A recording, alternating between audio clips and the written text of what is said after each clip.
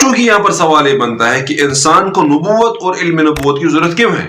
تو اس کا جواب یہ ہے کہ اللہ تبارک و تعالیٰ جس نے دنیا بنائی ہے، اس دنیا کے اندر ہزاروں کروڑوں لاکھوں مخلوقات پیدا کیے ہیں. ہر ایک مخلوق کو، ہر ایک جانور کو، ہر ایک چرندے کو، ہر ایک پرندے کو، اس دنیا میں رہنے والی کسی بھی ذات کے لیے اللہ تعالیٰ نے ہدایت جاری کی ہے.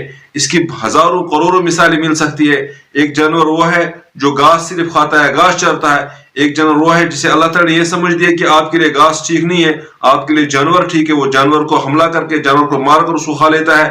ایک جانور کو اللہ تعالیٰ نے یہ ہدایت دی ہے کہ آپ کے لیے مردار گوشت ٹھیک ہے، وہ کبھی اپنی طرف سے شکار نہیں کرے گا، بلکہ جب مردار دیکھے گا تو مردار کے پیچھے پڑے گا. اللہ تبارک و تعالیٰ نے سورج سے کہہ رکھا ہے کہ دیکھو آپ کو مشرق سے نکلنا ہے، مغرب کی طرف ڈوبنا ہے. یہ جو سمندر ہے، ان سمندروں کو اللہ کا حکم کیا ہوا ہے کہ آپ کو کس طرح سے اپنے اس ایریا کے اندر بہتے رہنا ہے. آپ وہ اپنے اس ایریا کے اندر بہ رہے ہیں، اس کے اندر ہزاروں مخلوقات ہیں، انہیں وہ جنم دے رہا ہے. یہاں سے کوئی اس کے اندر چلا جائے گا، اس کو ڈبا دیتا ہے.